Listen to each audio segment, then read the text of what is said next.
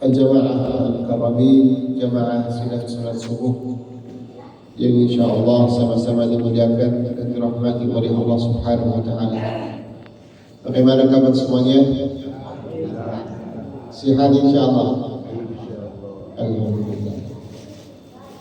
Bagusnya pakai bahasa Arab atau Indonesia? Indonesia mau? Boleh. Tapi ada syaratnya satu. Apa syaratnya? Saya belum lancar bahasa Indonesia. Saya masih renovasi dalam tahap renovasi. Kalau ada kesalahan, syaratnya jangan marah-marah ya. Dari sekarang supaya jamaah ini mengerti kalau ada kesalahannya. Saya masih belajar belum lancar. Mestinya ustaz yang menerjemahkan, tapi waktu tidak cukup, memang waktu terbatas, harus dibagi dua waktunya, 50%, 50%. Jadi katanya ustaz ya gas full, ada masalah. Nanti dia bantu kalau ada kesalahan. Jamaah sekalian, pertama-tama atas nama umat Islam di Palestina, para pejuang di sana, kami menyampaikan salam hormat, salam cinta, salam perjuangan dari umat Islam di sana kepada kita semua. Dan kita doa semoga insyaAllah Palestina itu yang lagi dijajah dan diintimidasi oleh Zionis Israel, semoga insyaAllah dalam waktu yang dekat bisa menjadi merdeka seperti Indonesia. Amin. Amin ya rabbal alamin. Kemudian saya mengucapkan terima kasih kepada seluruh jamaah, wabil khusus Akhil Muharram, Ketua DKM Muslimin Masjid Baitur Rahman. Semoga insyaAllah Allah Subhanahu wa Ta'ala membalas kebaikan ini dengan yang lebih baik. Amin ya rabbal alamin. Jamaah sekalian, Rasulullah Sallallahu Alaihi Wasallam bersabda dalam hadis sahih yang diriwayatkan oleh Anas bin Malik radhiyallahu anhu, Nabi bersabda, "Man ahabba lillah wa abghadha lillah wa a'ta lillah wa mana'a lillah faqad istakmala al-iman." Saya ulangi, jamaah belum paham ya, saya ulangi. Man a'ta lillah wa mana'a lillah wa ahabba fillah wa abghadha fillah faqad istakmala al-iman. Coba ini hadis yang cukup luar biasa artinya. Hadis itu sahih ya. Artinya apa ini Ustaz? Artinya barang siapa yang mencintai sesuatu atau seseorang karena Allah Subhanahu wa Ta'ala, dan begitulah dia membenci sesuatu atau seseorang karena Allah Subhanahu wa Ta'ala, apalagi dan dia memberikan sesuatu karena Allah Subhanahu wa Ta'ala, dan dia menahan sesuatu karena Allah Subhanahu wa Ta'ala, 4 sifat ini, maka dia akan disempurnakan iman dalam hatinya. Subhanallah. Ini 4 sifat yang kita mau belajar pada sore hari ini. 4 sifat ini yang wajib kita paham baik-baik. Apa itu? Sifat pertama, kita mencintai sesuatu atau seseorang karena siapa? Karena Allah Subhanahu wa Ta'ala. Jadi, ana mencintai hal ini berdasarkan Allah, bukan yang lain. Walaupun harta, walaupun anak, walaupun teman, walaupun istri, ya, berdasarkan Allah bukan yang lain. Dan ini hal yang sangat penting jemaah sekalian. Kenapa penting? Karena zaman ini namanya zaman maslahat. Nah, kadang orang, mohon maaf ya, gak ada ilmunya. Orang sederhana, orang ilmunya kurang, tetapi diikuti oleh banyak ratusan orang. Pak, kenapa? Karena dia orang kaya. Bukan karena mencintai karena Allah, enggak, karena orang kaya. Ya, mereka mencintainya karena hartanya, bukan karena Allah Subhanahu wa taala. Dalam bahasa Arab ada sebuah puisi yang mengatakan innal ghaniyya wa in takallama bil khata qalu asabta wa sakatu ma qala wa idza al faqir asaba qalu kulluhum akhbata ya hadha wa qulta dalala. Ya, apa artinya? Ketika seorang kaya dia ngomong hal-hal yang salah, semua mengatakan benar Pak, benar ya kamu bilang ini. Kenapa? Dia kaya. Dan sebaliknya, orang miskin kalau dia ngomong hal yang benar, hal yang baik, hal yang ada manfaatnya, semua bilang dari mana tahu ini? Sota ya? Tahu sota? Tidak tahu. Di Makassar, ya mereka bilang sota, sutau. Kamu ini sota ini. Kenapa? Padahal benar dia bilang. Karena nggak ada hartanya kasihan. Makanya sifatnya orang yang beriman, kalau dia mencintai orang hanya karena Allah Subhanahu wa taala. Begitulah disunnahkan dari Nabi kita, kalau Anda mencintai saudaramu karena Allah, disampaikan. Jangan diam-diam.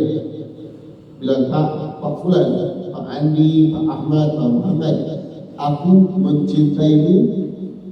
Apa selanjutnya? Karena Allah. Bayangkan bagaimana bahagianya orang. Saya sendiri, kalau orang bilang aku mencintaimu karena Allah, aku merasa bahagia, seru sekali. Namanya apa? Rasa senang dalam hati. Kata Nabi, man ahabba syakhsan falyukhbirhu bidzalik. Barang siapa yang mencintai saudaranya, maka dia harus menyampaikan kepadanya seperti itu.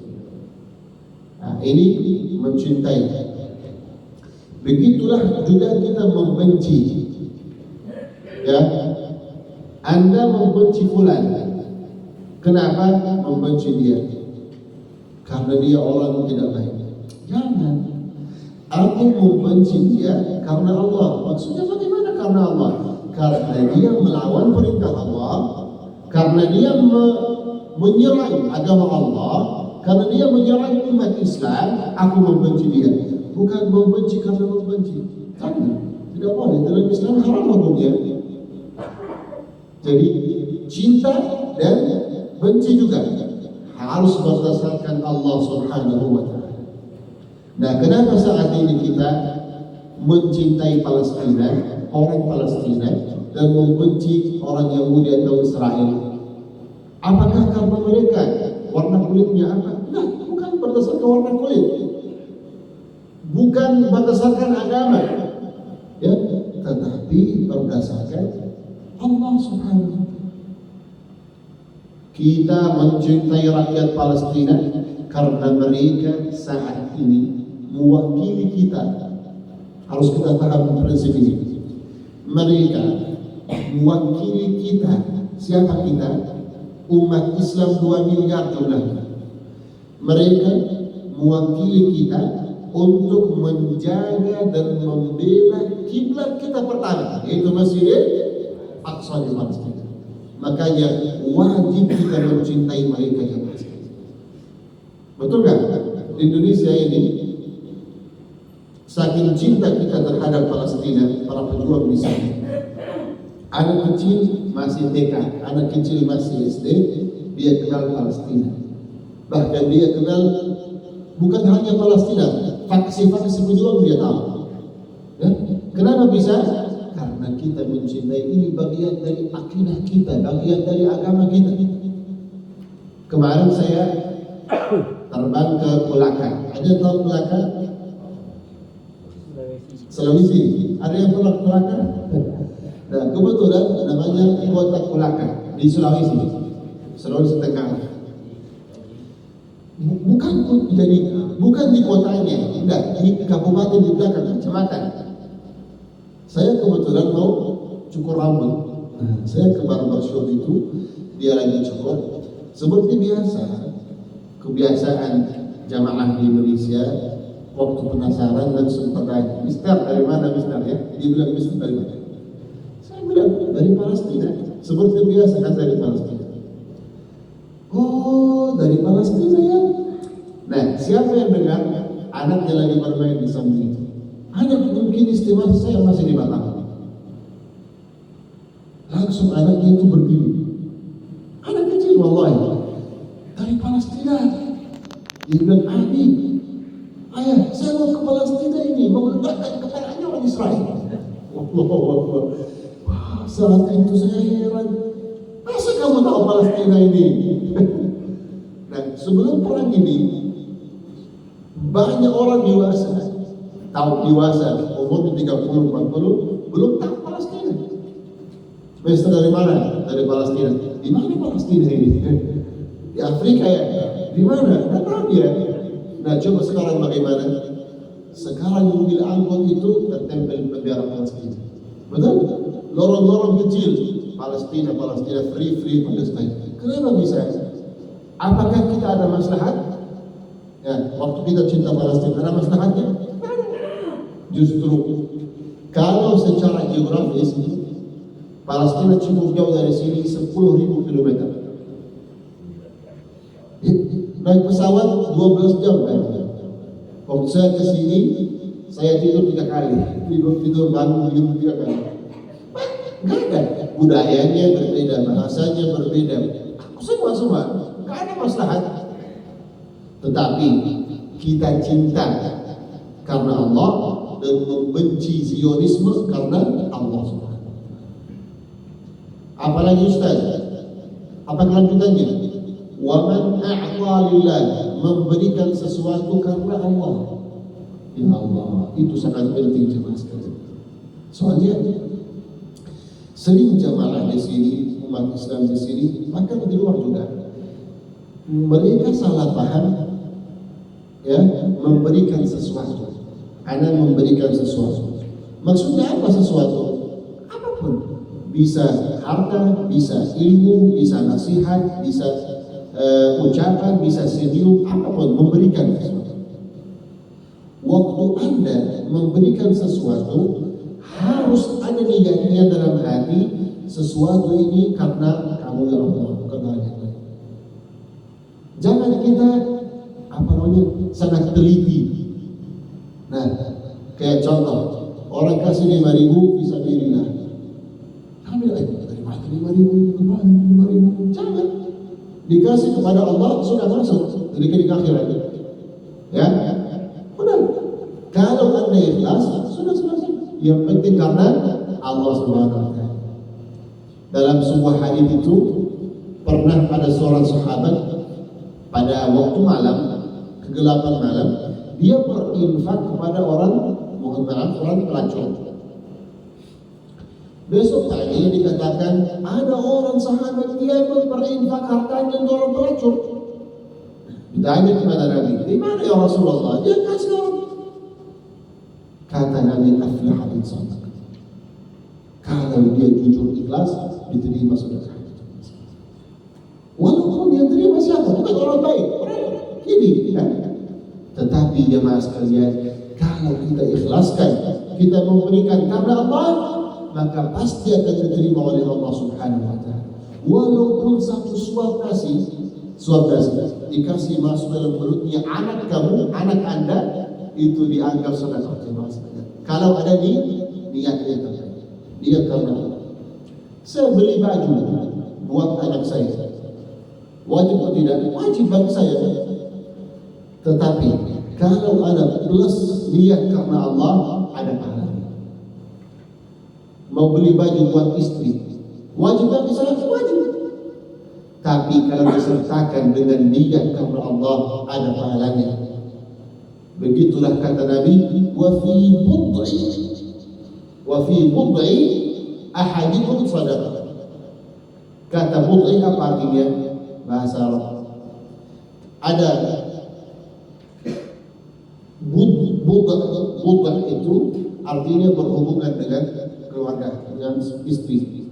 Kata Nabi, bisa jadi seorang suami dengan istrinya satu kamar namanya apa? Pahala dan sedekah. Kata para sahabat, masa ya Rasulullah, itu semua manusia bisa berhubungan dengan istri? Kata Nabi. Jadi mereka kaget, bagaimana ada pahalanya ya Rasulullah? Kata Nabi, ara'aitum law wada'aha fil haram akana alaihi wizruha? Kira-kira para sahabat, wahai sahabatku, kalau dia melakukan hal ini dengan haram, apakah dia berdosa? Kata para sahabat, betul ya Rasulullah. Makanya kata Nabi, kalau dia melakukan hal ini dengan halal, maka ada pahalanya, ada sedekahnya. Dianggap sedekah yang pastinya. Makanya hadis yang paling utama, setiap buku hadis, ada tahu jumlahnya buku hadis? 9 buku hadis yang sangat utama. Sahih Al-Bukhari, Sahih Muslim, Sunan An-Nasa'i, Sunan At-Tirmidzi, Abu Dawud, Ibnu Majah, 9 buku. Hadis yang pertama hadis apa? Setiap buku hadis pertama yang diriwayatkan oleh siapa? Umar bin Khattab. Setiap buku hadis dimulai hadis pertama, innamal a'malu binniyat. Sungguhnya amal-amal itu bergantung niat. Wallahi bergantung niat.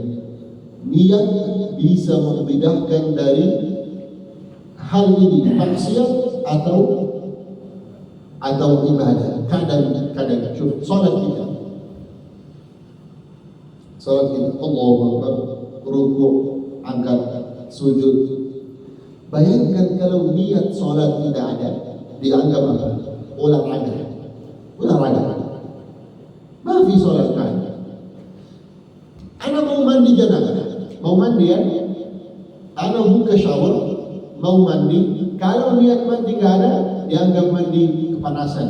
Mau ini apa? Tidak dianggap janabah. Walaupun dia usulnya benar, mandinya benar, tapi niat nggak ada, dan seperti itu. Dalam Islam kita, dan ini kelebihan agama kita. Apa kelebihannya? Ada sesuatu namanya niat. Agama yang lain tidak diperhatikan masalah niat. Yang penting ada. Dalam Islam tidak, niat yang paling penting. Ya, subhanallah, ini hal yang sangat penting jemaah sekalian. Makanya di Indonesia di sini, masya Allah, saya lihat ikatan rakyat Islam di Indonesia dengan agama cukup luar biasa. Kenapa bisa? Saya jelaskan dulu. Kalau orang Arab, mereka mengerti bahasa Arab. Di situ mulainya Islam, tempat kelahirannya Nabi. Jadi kalau ada orang Arab di sana yang menjaga sholatnya, menjaga ibadahnya, bisa dibilang wajar lah. Tetapi kalau orang jauh dari negeri Arab, belum bisa bahasa Arab, kadang belum tahu budaya Arab, ya, dia menjaga agamanya, menjaga ibadahnya, menjaga ketaatan, itu yang dianggap hal yang istimewa. Bahkan di Arab di sana kadang ada semacam teka-teki. Kira-kira rakyat Islam yang paling besar siapa? Oh, Arab Saudi. Salah. Mesir. Waktu dikatakan Indonesia, ada yang percaya. Kenapa bisa? Karena mereka bilang bahasa Indonesia rakyat Islam paling besar. Bahasa mereka bukan bahasa Arab. Ya, bukan berkaitan bahasa itu. Rakyat Islam di sini yang penting muamalahnya, yang penting akhlaknya, yang penting ibadahnya. Dalam Islam kita nggak ada yang namanya warna putih atau hitam atau bahasa Indonesia atau Arab. Ada yang namanya takwa. Siapa yang paling bertakwa, itu yang dianggap muslim, yang dianggap mukmin. Walaupun bahasanya itu bahasa isyarat, bukan bahasa Indonesia, bahasa isyarat. Dianggap orang mukmin betul, muslim betul. Ini hal yang pertama. Yang kedua, yang saya masya Allah sangat terharu ini, setiap hari saya belajar bagaimana akhlakul karimah di Indonesia. Akhlak yang cukup luar biasa. Ya, nggak ada yang namanya marah-marah ya, nggak ada yang namanya al-jawr ya, bahasa Arab itu adalah saling menzalimi sama yang lain. Ya oke lah, ada beberapa kasus tapi sedikit dibandingkan Arab. Setiap hari, alhamdulillah, di sini kita belajar bagaimana menjadi muslim yang amanah, menjadi muslim yang taat kepada Allah Subhanahu wa taala. Makanya pada waktu jemaah sekalian, kita datang ke masjid ini bersilaturahmi dengan yayasan namanya Yayasan Miras Indonesia. Miras yang kita nama Miras. Kita datang, tujuan kita pertama adalah silaturahmi saja, berjumpa dengan hamba-hamba Allah yang saleh dan salihah. Kita menjalankan firman Allah Subhanahu wa taala, wa tawassaw bil haqqi wa tawassaw bis sabr. Ya, saling bertausiah dalam kebenaran dan dalam ketaatan. Ada tujuan kedua, bukan pertama, yang kedua, yaitu bagaimana caranya ya untuk kita bersama-sama membahagiakan umat Islam yang lain, terutama di Palestina saat ini. Kita sebagai wasilah jembatan aja di sana ya. Saat ini kurang lebih ada 2 juta orang pengungsi, sudah hancur rumahnya. Jumlah korban syahid lebih 50.000 syahid selama 2 tahun saja, bahkan belum sampai 2 tahun. Jumlah korban tewas, korban syahid lebih 50.000, di antaranya 13.000 anak kecil jemaah sekalian. Ya, di situ saat ini kita berpuasa, banyak macam makanan, ya, banyak variasi.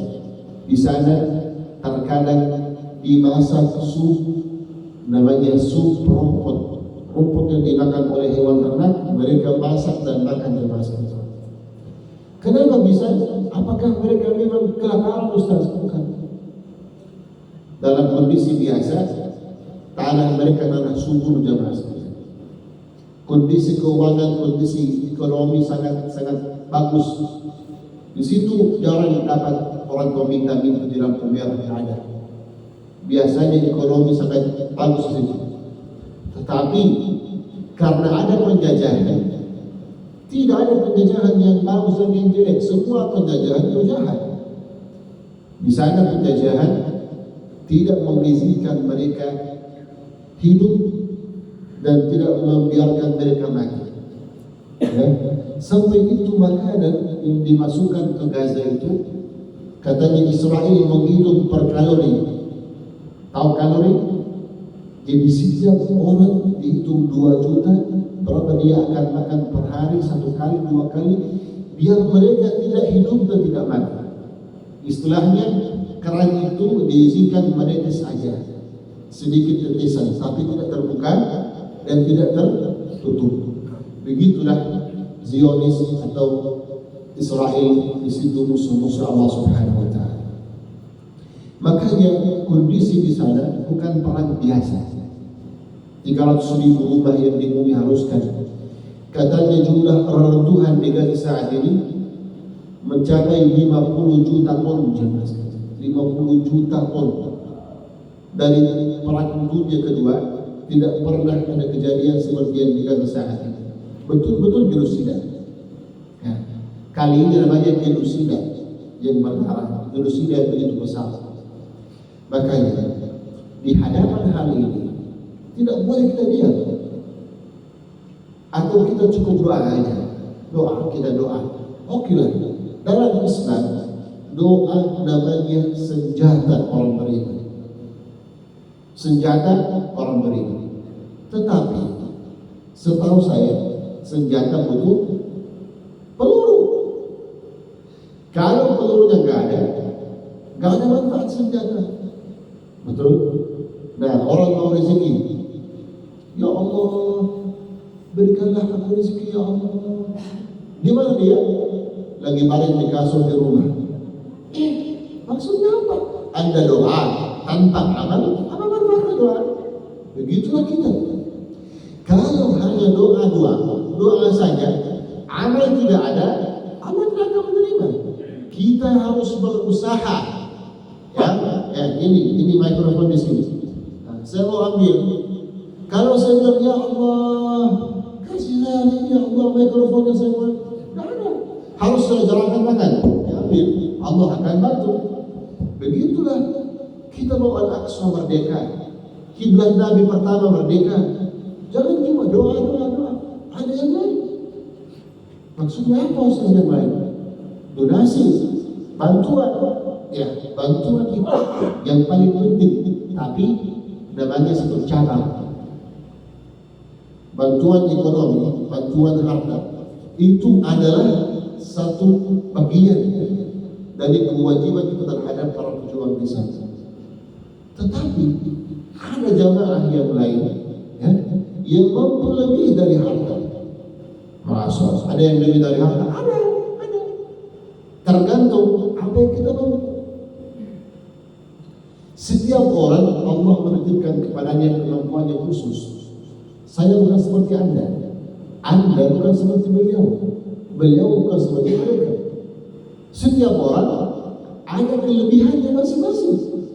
Nah, contoh saya di sini, saya di hadapan jamaah ini, di depan jamaah ini lagi berjuang, tetapi bukan pakai senjata, saya pakai lisan dakwah. Saya menyampaikan suaranya umat Islam. Ini mampu saya dengan dakwah, dengan ucapan. Wallahi, kadang saya dimarahi Pak Ketua atau DKM masjid, jengkel sama saya. Kenapa jengkel? Kenapa bisa Ustaz? Itu judulnya apa? Sholat. Kenapa kamu bahas Palestina? Dia bombek sama saya. Lupa aja, tunggu dulu ya. Ana harusnya bahas sholat ya, fikih sholat. Lebih penting aku bahas sholat atau membahas darahnya umat Islam yang 50.000 syahid di situ. Al-Aqsa ditindas setiap hari. Yahudi itu menghina Al-Aqsa, zarat azan, zarat sholat. Masa aku membahas sholat dan puasa? Oke lah, penting itu, sangat penting. Tetapi ada yang lebih penting.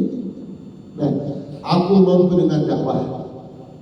Mungkin Bapak Ibu belum pernah ceramah sekali pun, tetapi dia pintar media sosial. Itu bidangnya lagi. Ibu-ibu bisa TikTok. Daripada digunakan dalam hal-hal yang sepele, gunakanlah itu dalam dukungan dan perjuangan terhadap masyarakat. Boleh, sangat boleh. Ada orang lain dia bilang saya mau boikot. Apa itu boikot? Seluruh produk yang ujungnya akan mendukung Zionis menjadi peluru membunuh anak-anak di situ, Anda akan memboikot itu. Ustaz, apakah itu efektif enggak? Efektif. Saat ini, ya, kita lihat ratusan cabang brand-brand yang terkenal sudah bangkrut tutup. Kenapa bangkrut? Karena boikot kita. Ada itu brand-brand terkenal huruf M warna kuning, tahu? Nah, saya tidak sebutkan namanya. M sudah bangkrut, ratusan cabang, bangkrut. Kenapa bisa? Karena ada foto-fotonya mereka mendukung Ismail, kasih makanan gratis.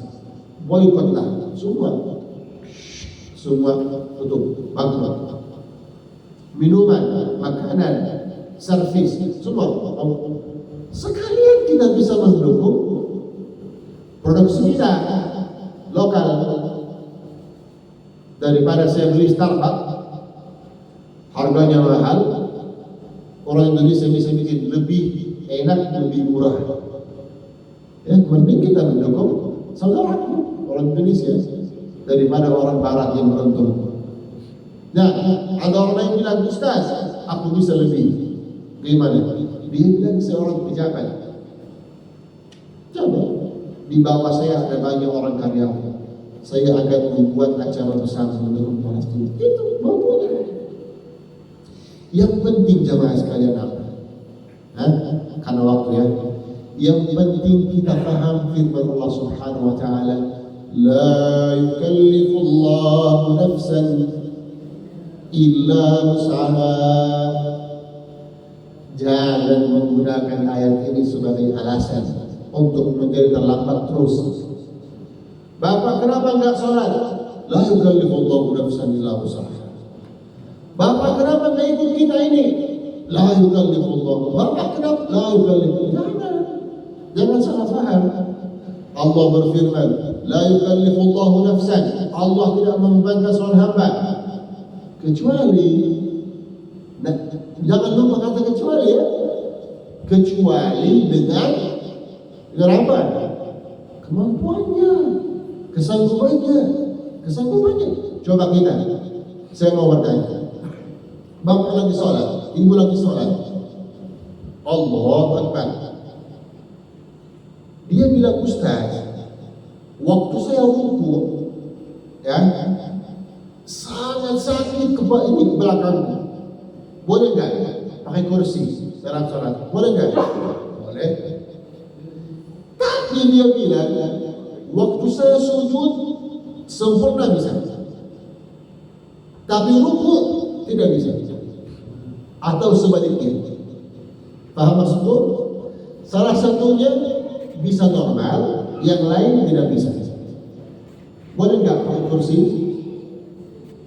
Boleh, tetapi boleh pada rukun yang tidak bisa dilakukan. Tapi yang bisa harus dilakukan dengan sempurna. Maksudnya apa? Kalau dia mampu sujud dengan tubuh langsung, baru dia tidak melakukannya, sholatnya batal. Begitulah agama kita. Nah, orang mau buka puasa, dia bilang, Ustaz, saya ini sakit, boleh nggak buka puasa? Boleh.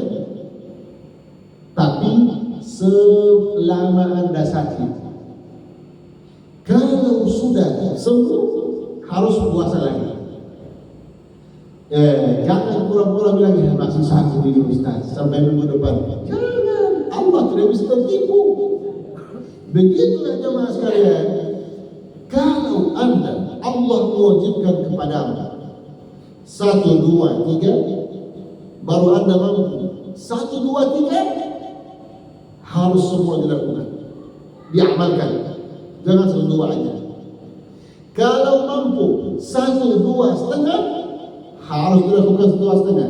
Tidak boleh 2. Begitulah anak manusia. Bisa menipu Anda manusia, Anda bisa menipu saya. Tapi kita berdua tidak bisa menipu Allah SWT. Karena Allah yang Maha tahu apa yang kita mampu dan akan dihisabkan. Amalnya di akhirat, setiap kita akan dihisabkan. Apa yang dihisabkan? Dengan mampunya. Allah Subhanahu wa Ta'ala tidak akan mengatakan, hambaku, kenapa Al-Aqsa dijajah? Kalau kamu tidak membawa pesawat tempur ke Israel. Saya tak punya pesawat, ya Allah. Tidak ada mampuku membawa pesawat atau nembak di Palestina. Saya tak pernah pakai pistol kecil. Tetapi Allah akan bertanya, bukankah kamu mampu waktu itu memberikan makanan buat 2 anak ke situ? Kalau kamu terlambat, begitulah terpaksa. Kalau mampu kasih makan 2 orang, wajib bagi Anda.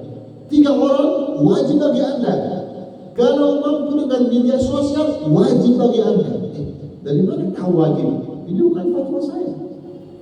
Ini fatwanya para ulama, termasuk Majelis Ulama Indonesia MUI.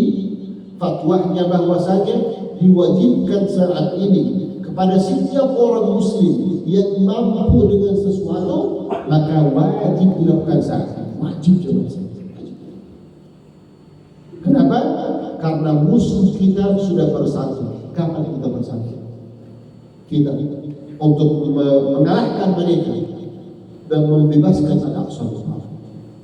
Makanya ikhwanillah, insyaallah taala kita akan bersama-sama saling mencintai Palestina, saling siap membela Al-Aqsa, membela Palestina, membela para pejuang di sana, dan tidak bosan, saya ulangi, tidak bosan. Jangan bosan. Banyak jamaah sudah capek. Sampai kapan ini Palestina? Sudah nih, kita mau. Jangan bosan. Kalau Amerika ya bosan mengirim bom dan roket ke Israel, baru kita bosan. Nah bosan Israel, setiap hari dikirim itu pesawat tempur, dikirim bom, rudal. Budak-budak Israel full itu dari Amerika yang baik. Nah kita umat Islam infak 5.000 hari ini, minggu depan 5.000, setelahnya 5.000, wah sudah capek. Sampai kapan ini Palestina? Sudah capek. Wah, serius kita ini sudah capek.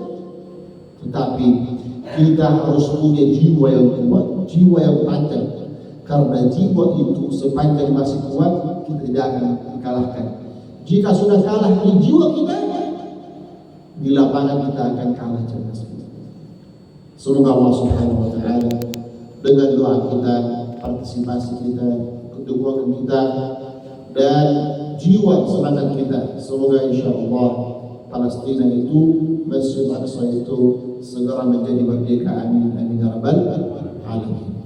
Sebelum masuk waktu isyarat, mungkin kita buka kesempatan bagi jamaah yang kiranya mau diskusi, mau tanggapi, mau bertanya ya, kepada Ustaz dipersilakan. Mungkin udah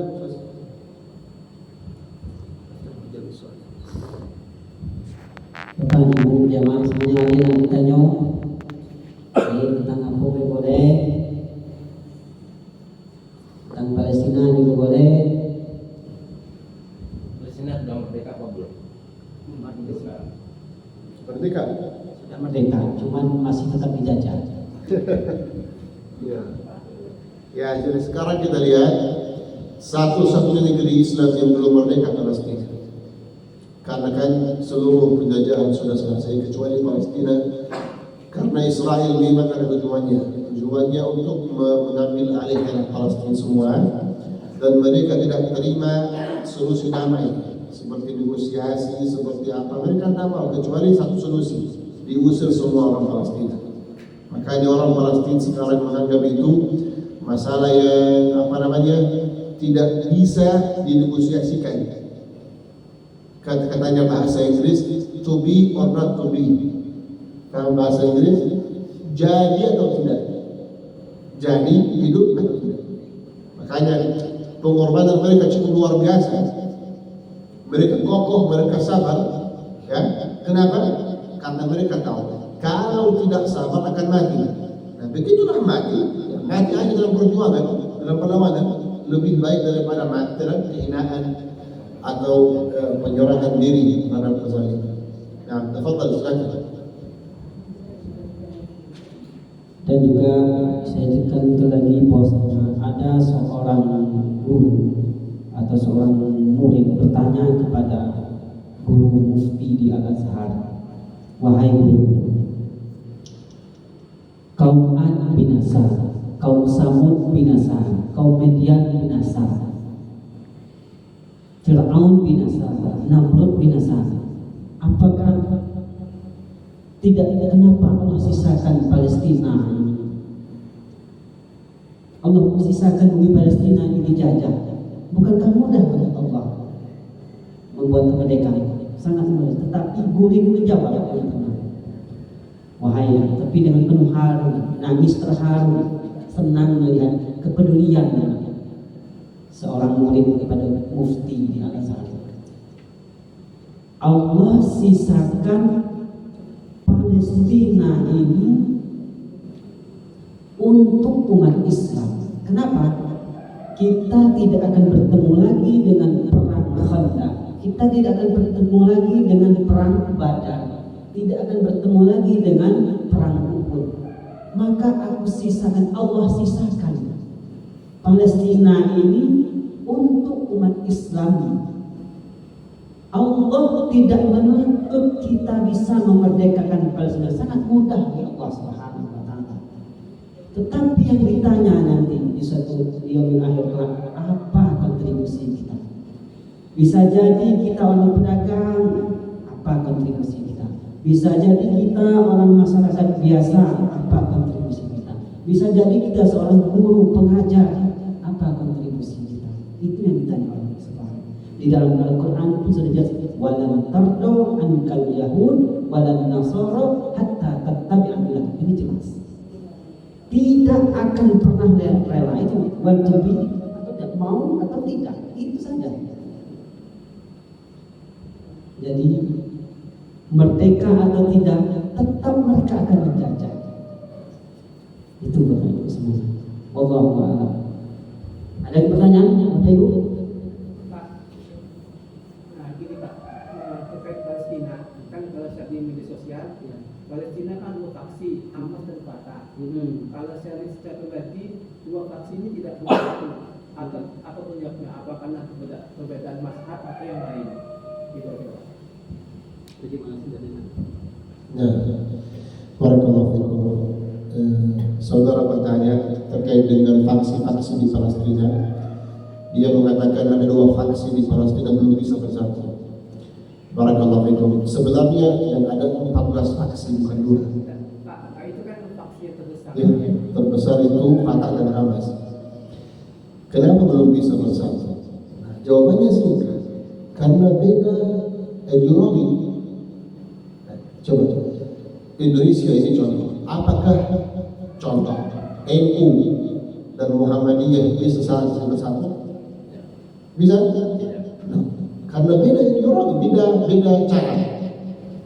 Apalagi kalau Hamas Islam, Fatah sekuler, masa bersatu? Tidak bisa. Nah, ini variasi dalam sebuah negara. Itu fenomena sehat. Fenomena baik, fenomena bagus. Tetapi jangan sampai variasi ini menjadi kendala untuk kebaikan diri kita. Itu yang terjadi. Nah, sekarang apa kejadian?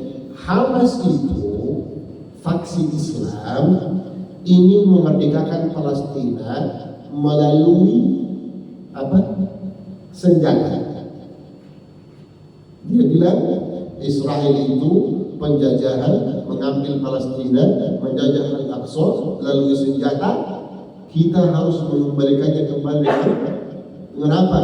Dengan senyuman, dengan tidur, dengan senjata. Fatah mengatakan, jangan dulu, jangan. Kita mau berusaha memerdekakan Palestina dengan damai. Kenapa kita harus bikin perang terus? Nah, kita harus damai, negosiasi. Hamas bilang, oke, silakan. Dikasih kesempatan. Kalau kalian berhasil, kita akan ikut. Luar biasa ya. Fatah sudah 30 tahun bernegosiasi. 1 meter tanah belum bisa dikembalikan. 1 tahanan dari Palestina belum bisa dilepaskan. Bahkan saking lucunya, PLO, tahu PLO? Yasser Arafat, Fatah mengakui Israel bahwa Israel punya hak hidup di Palestina, bukan penjajah. Mereka anggap Israel tetangga, sedangkan Israel belum mengakui Palestina. Ini kisah lucu ya, ini kisah lucu. Seharusnya Anda mau berjuang bernegosiasi, paling tidak, paling minimal ada pengakuan yang ya pertukaran. Saya mengakui Anda, Anda mengakui saya. Nah, itu pengakuan sepihak. Mereka mengakui Israel dan Israel tidak mengakui kita. Artinya sangat sombongnya Israel, sangat sombongnya tidak mau mengakui kita. Bahkan mereka menganggap kita kayak hewan. Dalam agama Yahudi ada istilah goyim. Apa itu goyim? Seluruh manusia selain Yahudi bukan manusia dan bukan hewan di antaranya. Makanya waktu mereka membunuh umat Islam besar-besaran, tidak pernah mereka merasa risau. Tahu rasa risau? Pernah Bapak Ibu melindas kucing waktu pakai motor dan mobil? Setelah kucing dibunuh atau mati, kita akan merasa kayak ada di sini pengganjal ya, rasa manusiawi. Sedih, kucing kasihan. Israel tidak pernah merasakan begini. Kenapa? Karena mereka menganggap kita kayak cicak atau nyamuk begitu. Makanya ikhwan-ikhwan, saya ulangi, Fatah itu melakukan hal yang tidak ada fungsinya. Hamas mengatakan, kita kalau tidak ada fungsinya, yuk biarlah kita berjuang dengan senjata, dan inilah cara yang satu-satunya berfungsi. Dan ini buktinya. Buktinya saat ini kita lihat, Israel itu yang didukung oleh puluhan negeri kafir, Amerika, Inggris, Jerman, banyak, Prancis kan, belum bisa mengalahkan satu kelompok kecil para pejuang di Palestina. By the way, ngomong-ngomong, Fatah sendiri, Hamas itu lagi didukung oleh 13 faksi pejuang yang lain. Ada komunis, ada sekuler, ada Islam, banyak, semua ikut sistemnya Hamas. Fatah sekarang terisolasi. Kenapa? Karena mereka tidak mewakili rakyat Palestina. Rakyat Palestina mengatakan, kita sudah tahu siapa yang benar, siapa yang salah, dan kita punya hak memutuskan dari sana, dan siap bayar pajaknya. Mereka siap bertahan. Coba, perangnya 1 tahun 5 bulan.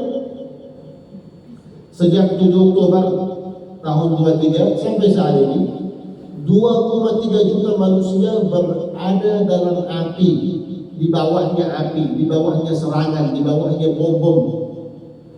Satu orang pun angkat bendera putih kita belum lihat. Israel menawarkan setiap hari, kalau ada yang siap ke sini bantu-bantu ya, menjadi mata-mata.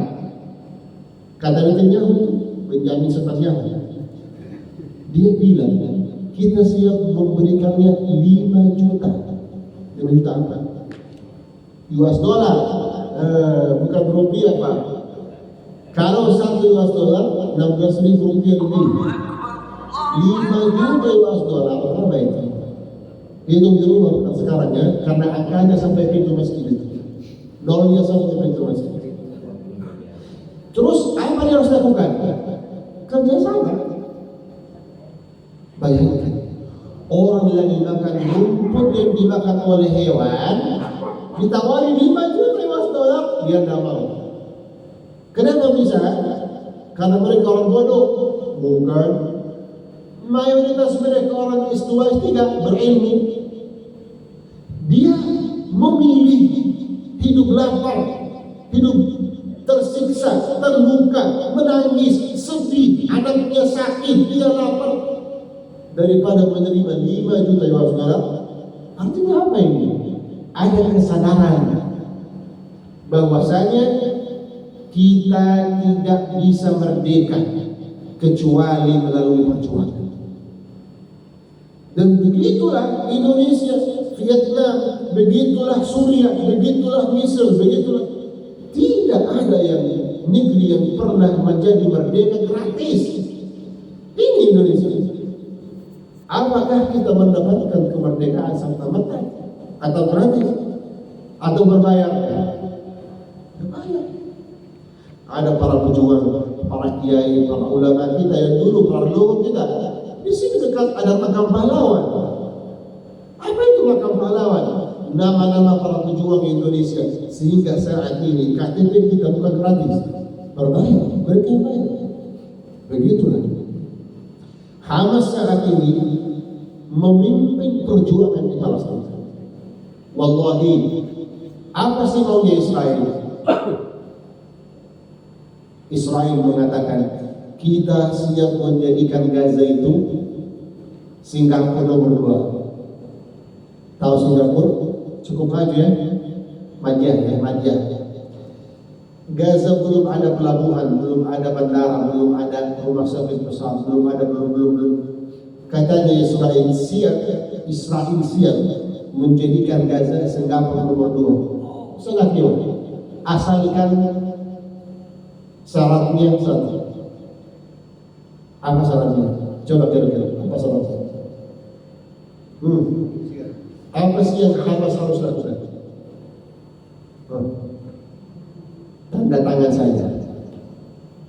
tanda tangan bahwasanya namanya di sini merah atas putih ya, atau hitam atas putih? Hitam atas putih. Bahwasanya Israel punya hak hidup di Palestina, itu saja. Cerita kecil ini. Selesai. Mereka belum berhasil sampai saat ini. Padahal Fatah punya polpen, waktu tanda tangan untuk mati. Mau apa? Di mana sih? Gini, sini, kanan, kiri, nah, di belakang. Itu dulu waktu negosiasi sama Israel, mereka memberikan Israel hal-hal yang belum Israel mimpi mempunyai. Kenapa bisa? Karena mereka mau asal hidup. Saat ini mereka lagi digaji oleh Israel. Ini bukan rahasia, mereka yang mengaku. Mana-mana gaji bulan kafalahnya. Kalau nggak ada kafalah dari Israel, nggak ada gaji. Sedangkan Hamas mengatakan, kita sabar dulu, bertahan dulu, demi generasi-generasi akan datang dan demi Masjid Aqsa Mubarak. Serangan 7 Oktober namanya apa? Ada yang tahu? Tufan apa? Al-Aqsa. Badai Al-Aqsa. Bukan badai harta, bukan badai tanah. Badai Al-Aqsa. Tujuan serangan mereka Al-Aqsa saja. Kalau umat Islam tidak mau bangkit, umat Islam tidak mau tanggung jawab terhadap Masjid Aqsa, kita lah yang mulai. Dan umat Islam akan menyusul. Itulah umat Islam saat ini. Setelah 7 Oktober, baru umat Islam, ada apa di situ? Apa yang terjadi? Baru mendengar beritanya. Betul? Makanya ikhwanillah, serangan 7 Oktober bisa dibilang sebelum sesudah sangat berbeda. Sangat berbeda. Para pejuang mau coba menyerang, Allah memberikan Masya Allah hasilnya cukup luar biasa. Banyak pengorbanan, oke. Banyak syahid, oke. Banyak terluka, oke. Banyak masjid, banyak rumah, banyak. Tetapi begitulah juga banyak manusia yang sudah bangkit, sudah sadar, sudah bangun. Di Eropa itu, Amerika, di Barat, ratusan ribuan masuk Islam gara-gara Palestina. Masuk Islam gara-gara Palestina. Dari mana kita tahu? Allah yang takdirkan. Makanya ikhwanillah, sejarah saat ini lagi dicatat. Kita tidak merasa. Nanti anak kita akan belajar. Begitulah Indonesia apa dilakukannya. Apa sikapnya pemerintah kita terhadap Palestina? Apa ini? Sejarah namanya, sejarah. Ya, sesuai undang-undang kita, seluruh penjajahan di permukaan bumi harus dihapuskan. Barakallahu fikum. Jazakumullah. Sudah puas Allah ya? Ya. Fadal. Yang ketiga sudah? Kelas?